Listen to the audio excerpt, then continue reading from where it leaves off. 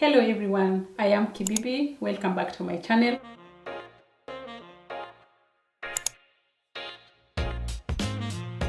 Hello everyone, I am Kibibi. Thank you so much for coming to my channel. If you are new, please remember to subscribe, and also if you are a returning subscriber, please remember to like, share, and also hit the notification bell. So today is World Sickle Cell Anemia Day.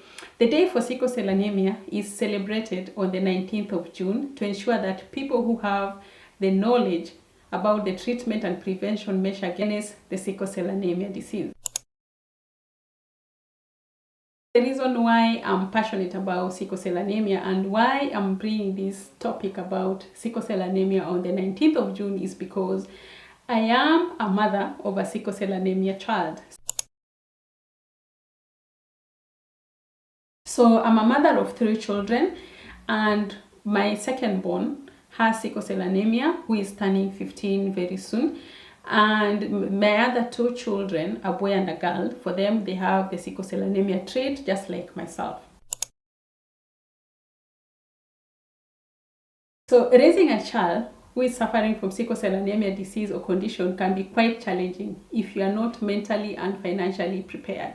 This is because you have to deal with the stigma, mental health issues, and also which comes with it, and the high cost of medication, nutrition, etc. So if you are weak and weary, then it becomes a disaster to yourself as a mother, as a parent, as a caregiver. My journey has been full of excitement, struggles, and also sad moments, and this shaped me as a mother. And I became more loving, more understanding, resilient, patient, more focused, more hardworking, and I even appreciate life more. So the first time my son was diagnosed with sickle cell anemia, it's when he was about 3 months old. When he was born, he had low blood count, and they did all the tests in the hospital, but they could not ascertain the reason why his blood level refused to come up. He was given all sorts of medication, but it refused. So the doctors decided to do a series of tests, but nothing could be found. Then one day, one of the doctors suggested that why could we do sickle cell anemia test? Then I was a bit skeptical about it because I knew like I didn't have it, nobody in my family had it, and because of lack of awareness that I had. But I just like, okay, I just accepted ile unakubali tu shingo upande because the doctor had suggested it. And I had no reason to say no because they had done like numerous tests and nothing was forthcoming. So for me, I was like, okay, just do it. But back in my mind, I was very sure that the test will come out negative. But after 2 weeks, the test actually came out to be positive, like my child has sickle cell anemia. So the dark cloud filled my world. I suddenly lost momentum. I became confused because I just saw death. I was so devastated, and I wanted my child to die. I also want to die. And that was like the worst moments of my life. And this is because of the minute knowledge that I have about sickle cell anemia, because we knew if you have sickle cell anemia, like these myths and all that, it's like just death. Like the moment someone has sickle cell anemia, it cannot be cured, it cannot be treated. And the next thing is they're going to die. So because I did not know anything about the disease, but I was aware about all these myths and stories from people that I knew had sickle cell anemia, and I knew this was like a huge monster now which has been visited my house, and now we were going to be victim of the disease. It is a very challenging situation or condition, and even from their stories you could see pain, the struggles that they are going through. The beautiful thing is once you accept that you have disease, the disease, or your child has the disease, then it changes your perception and it becomes so easy even to manage it. So later, after counseling session with the doctor, I started learning sickle cell anemia, and I met parents, caregivers, sicklers, and who narrated their beautiful and yet challenging stories. So this was like an eye-opening for me from that moment, and I changed my perspective. And that is the reason why now I was able like to give my son the proper care and support that he needed to fight this monster. With time, I had changed mindset, and I decided to be a beacon of hope to my child and also to the rest that I came across. Even though I'm always ready and prepared for any eventuality that life offers in the process.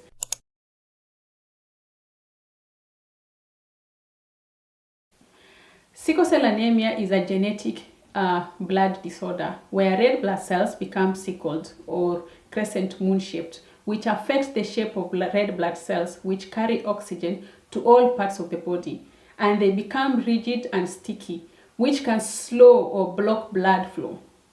It causes frequent infections, swelling in the hand and legs, pain, severe tiredness known as crisis, and delayed growth or puberty.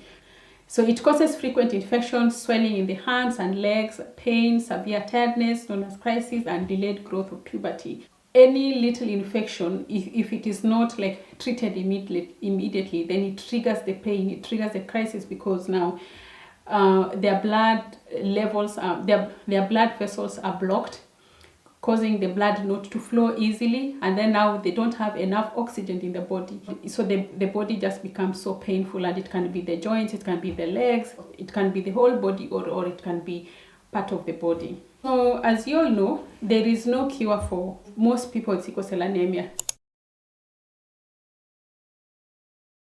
So the symptoms varies with an individual. So it can be jaundice and the yellowing of the skin, and also the whitish eye.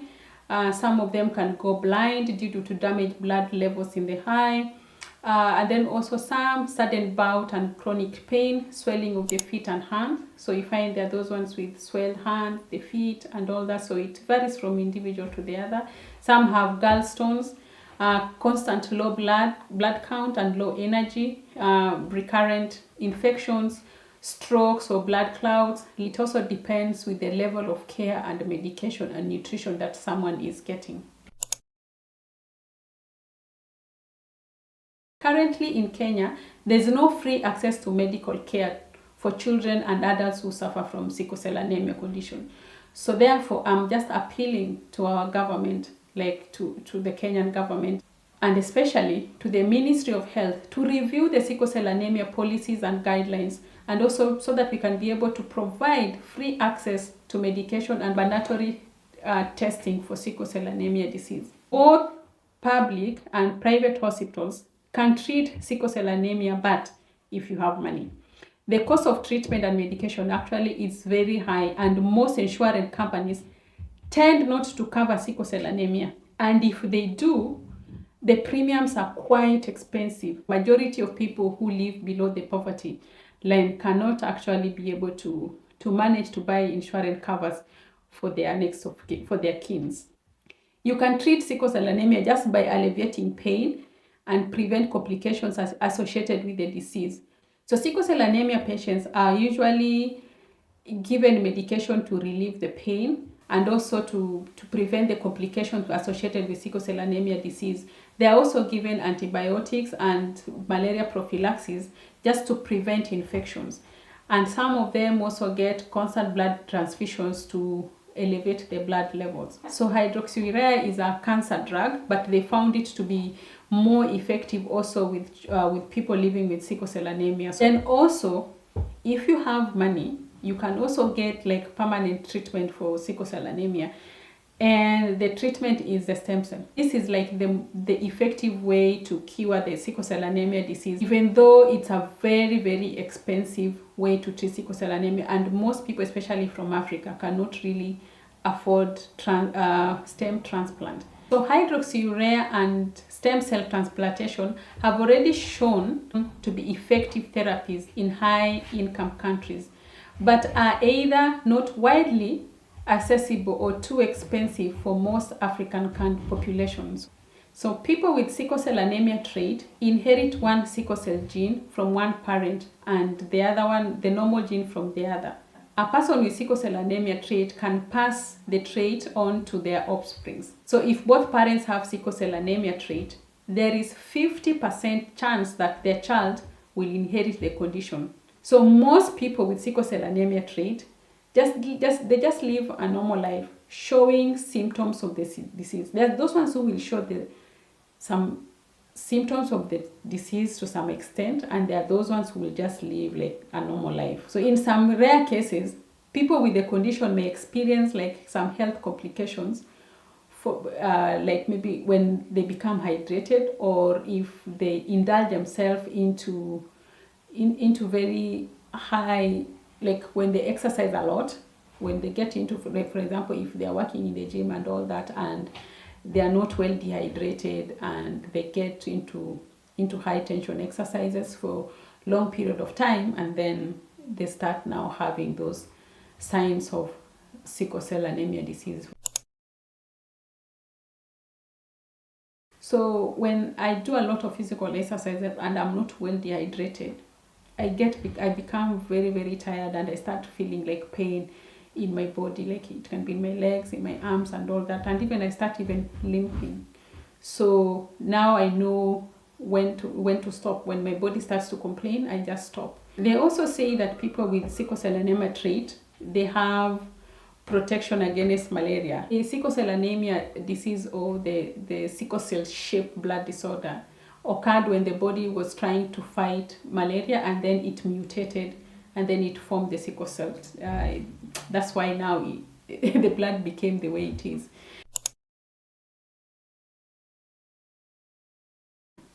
So according to AMPATH have done some research, and it is that about 4% of children are born with sickle cell anemia, and 18% of children are born with sickle cell anemia trait. And mostly they are found in western region, the western part of Kenya. Another thing, one of the challenges also that affects children or adults with sickle cell anemia, together with their parents and also the caregivers, is lack of support and understanding in the society, hence the discrimination. And they will come up with all sorts of myths, try to explain the reason why maybe someone has a small body, someone is always sick. They will say, they've been bewitched, it is witchcraft, or they're going to die because of this deadly disease that cannot be cured and all that. So it's all sorts of discrimination and misinformation that they go through. And also some of them, God forbid, they are usually abandoned by their parents, caregivers, and also their guardians, because it's expensive, they don't understand it, and they don't want to be associated with it, and especially sometimes if they say it's witchcraft. So they end up being abandoned, maybe in the hospitals or in the homes and all that. And they just grew up on themselves with a lot of pain, with a lot of emotional baggage, because they're just left alone, nobody to care for them, nobody to support them. Recently, we even had a case in Kenya where a boy had to take himself to Kenyatta Hospital. He was just there alone. There was no one, because people don't want to get associated with him, because they know, first of all, maybe it can't be witchcraft. Number two, it's a costly disease, and they don't want to be held responsible. So the best that they can do is just to abandon them, not to be associated with them. And it's really painful. So you can imagine when you are sick and you expect your parents or your guardians or your family to take care of you, and you're just left alone, and you're even a kid, you're a minor.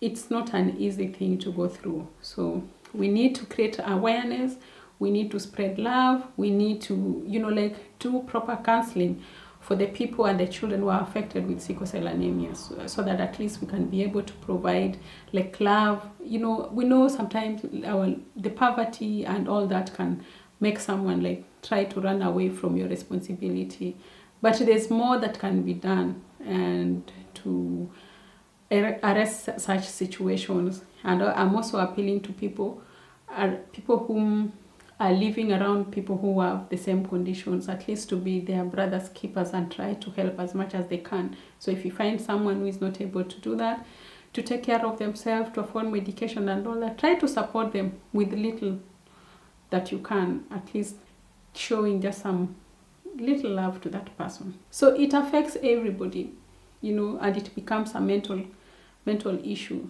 So we need counseling. We need these people to be counseled. We need them to accept that now I have a child with sickle cell anemia. The way I was counseled, because at first I just saw death. When I was told it's sickle cell anemia, I just saw death. But now my child is soon turning 15.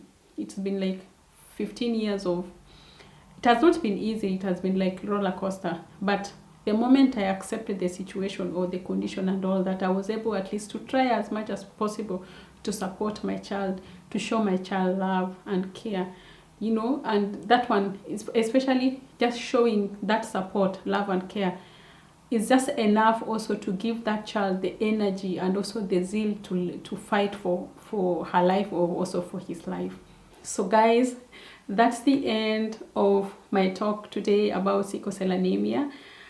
I hope you've learned something from it. I hope you've gained some knowledge about sickle cell anemia, how to treat, how to manage, how to show love, how to show support and all that. May you also continue to spread awareness so that we can be able to help the population that has sickle cell anemia, be it children or adults living with sickle cell anemia. And these people need our love. If we don't show them love, then they're not going to live their life fully. They're just going to suffer in pain with the disease and all that. Also, let's also continue passing this message to the government to review the sickle cell anemia procedures and protocols, and also offer free medication in public hospitals so that these children, the adults, can be able to have access to medication and any other medical care that they may need. So thank you guys. Thank you so much. And bye. See you another time.